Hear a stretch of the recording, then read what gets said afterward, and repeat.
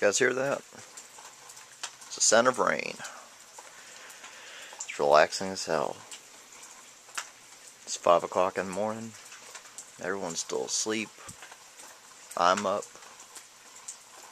So, you have me to contend with right now. I got a lot of stuff in my mind. That's why I'm not sleeping. So, what's all going on? I'm doing lots of updates on evols, and that whole evolution deck is constantly changing. So I'm waiting on 2 Max C's to come in the mail, and that deck will pretty much be complete. I noticed with the build that I posted about a week ago or so, I did a quick tournament with it.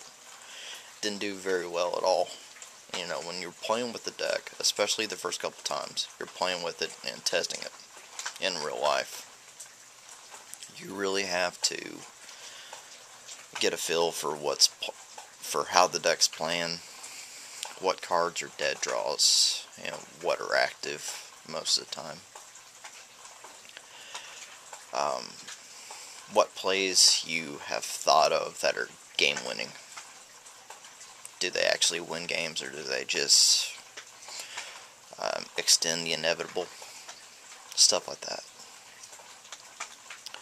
And I come up with a couple conclusions after that tournament. 1, Vulturous and the Josh Show are 90% dead draws. So I'm no longer running them.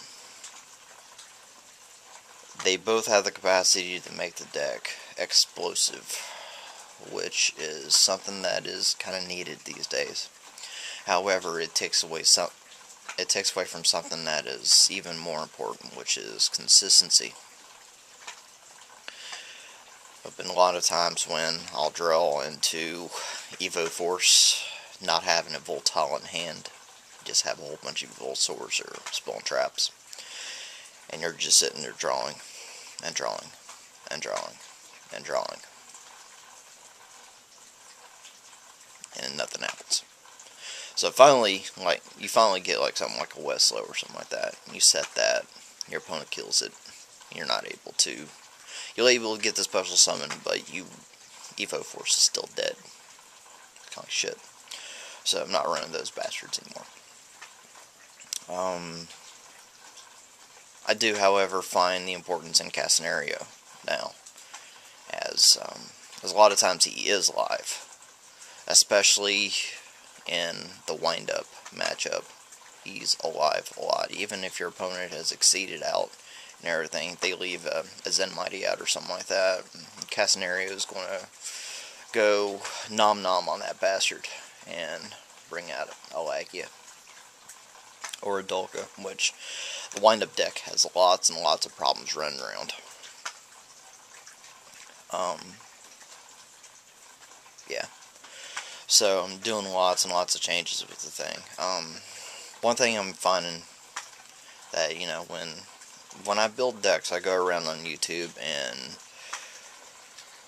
really figure out what everyone else is doing with the deck. You know, it's what Yugi tubing is supposed to be. It's supposed to be an exchange of information. So people are giving out their views, their thoughts on specific cards, strategies, the meta, and that's exactly what it is. It's a sharing of that thought. And what I'm finding with people who are building Evol decks is that they're all pure Evols. There's nothing else added to it. Now, and everything that we've come to know is that, you know, in the differences in archetype decks and strategy decks, is that strategy decks usually win. Now, strategy decks would be Synchrocentric, Dino Rabbit, stuff like that. And they put themselves either on a linear course to get out their boss monsters and take over, or they play extremely non-linear gameplay which makes them very unpredictable. It also gives them lots of options at all times, and that's something I'm trying to do with it. I don't want it to be at least a straight archetype deck.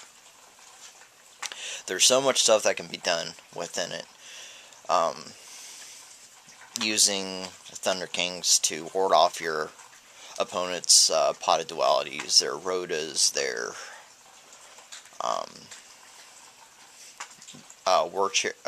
Proving Grounds, any of those nasty little 1-for-1 search cards is always really nice. Especially since it doesn't hurt, at least the deck that I've been testing, in one bid. The only card that it has conflict with is Serato, after it's been special summoned, but oh well.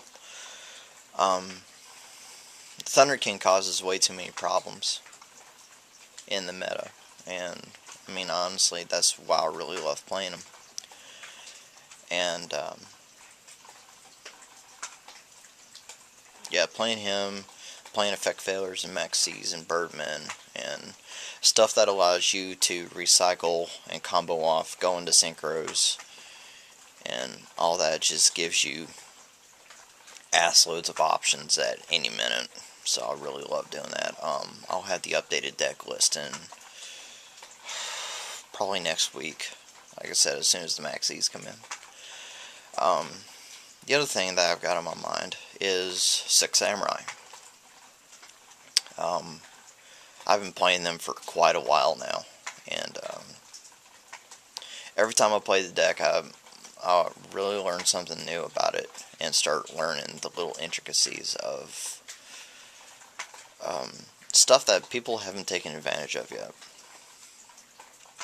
I'm really glad that Six Samurai took 3 of the top 32 at YCS Guadalajara, which shows that it stands up to the Inzectors and wind-up matchups, which is really great. So that's why I'm taking Six Samurai to a regional this next weekend coming up. So hopefully I'll do good there. But of course, the deck that is being piloted isn't as it doesn't matter as long as the player that's piloting it isn't good. So just because you have a wind-up deck or you have the Inzector deck, and it's like, well, I'll just rely on the loops to get me through. If you don't know when to play the loop or when to stop, then you're just going to get assed up. Yeah, I'm loving Six Samurai right now. They have the ability to do exactly the opposite of what the wind-up matchup and the Inzector matchup wants you to do. The Inzector matchup wants you to commit to the field, so it can just blow up your shit and keep on plussing. Six Samurai don't have to do that. You can pretty much lay off into your hand, and then when you have the gateway and you have your asceticism combos already in hand, you can just go off and run over the Inzectors. When same thing with wind-ups.